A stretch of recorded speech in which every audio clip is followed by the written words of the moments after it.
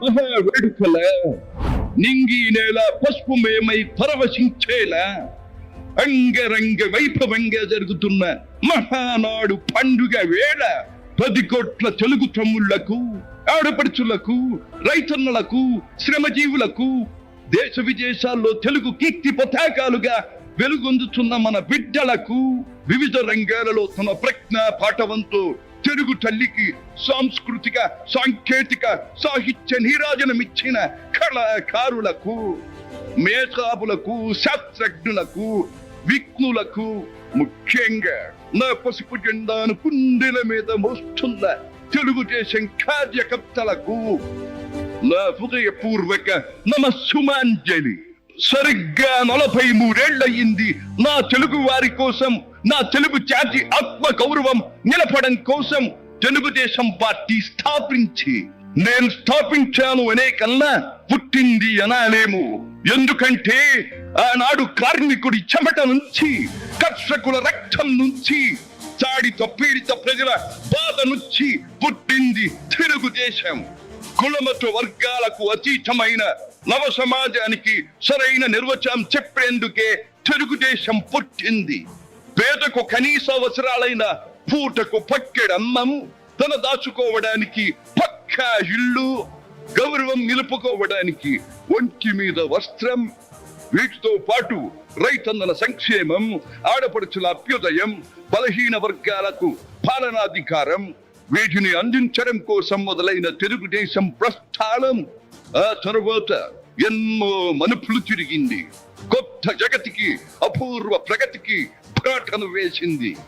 Hyderabad, సికింద్రాబాద్లకు tank బండతో నేను సాంస్కృతిక వారధి కడితే, ఆ తరువాత సైబరాబాద్ అనే కొత్త నగరాన్ని పుట్టించి తెలుగు నేలకు, ఆధునిక ప్రపంచానికి సాంకేతిక వారధిని కట్టించిన వాడు చంద్రబాబు. లక్షల రూపాయల జీతం గురించి ఏమారైనా కలగన్నామా? దాన్ని సాధ్యం చేసింది నా తెలుగుదేశం ప్రభుత్వమే అని చెప్పడానికి నాకు గర్వకారణంగా ఉంది. డోక్రా సంఘాలతో నా ఆడపడుచులు సాధించిన ఆర్థిక స్వాతంత్ర్యం చూసి నాకు సంతృప్తిగా ఉంది. గోదావరిని కృష్ణమ్మతో కలిపేటి ఎప్పుడో పోలవరం తెలుగు వారికి దేవుడిచ్చిన వరంగా రూపొందే శుభదినం ఎప్పుడో అని ఆనాడు నేను పలవరించాను. పట్టి సీమతో ఒకటి నెరవేరింది. పోలవరం పూర్తితో మరొకటి ఇంకా 2 ఏళ్లలో నెరవేరబోతోంది. రెక్కలు ముక్కలు చేసుకున్న డొక్క సగం నిండని పేద ప్రజానీకారికి ఇంత ఆదరవు కల్పించడానికే ఆనాడు కిలో 2 రూపాయల బియ్యం పథకం పెట్టాను. అటువంటిది P4 కార్యక్రమంతో పేదకు పేదరికం నుండి విముక్తిని కలిగించి బంగారు కుటుంబంగా తీర్చిదిద్దే చంద్రబాబు ప్రణాళిక అహో అద్భుతం, మహాద్భుతం.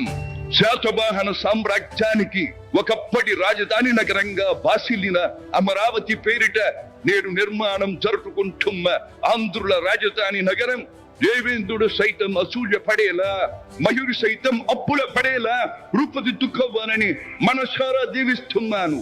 క్రమశిక్షణాపూరితమైన అభ్యుదయ సమాజ నిర్మాణ శక్తిగా యువతను మలచడం కోసం ఆనాడు నేను కలను కన్నాను.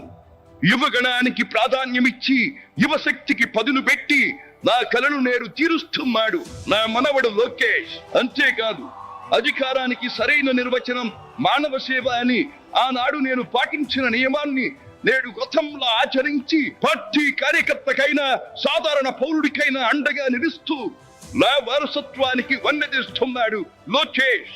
గగన సీమ నుండి ఇది చూసి అయ్యారే ఫలా ఫలా మనవడా ఫలా అని మురిసిపోతోంది నా మనస్సు.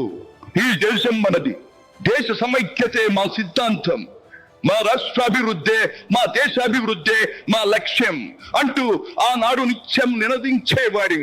ఈనాటి వికసిత భారత్, వికసిత ఆంధ్రప్రదేశ్ గురించి వింటుంటే ఇదే కదా నేను కోరుకున్నది అనిపిస్తోంది. చివరిగా ఒక్క మాట, చెరుగు నేల వాళ్ళు చెరుగులా పాడి పంటలతో పారిశ్రామిక వికాసంతో పరవశించాలని, తెలుగులాట ప్రతి ఇంట నిత్య వసంతాలు చెందాలని, ప్రజల కోసం అంకిత భావంతో ప్రభుత్వం చేస్తున్న కృషి ఫలితం కావాలని ఆకాంక్షిస్తున్నాను. సెలవు. సర్వే జన సుఖినో భవంతు.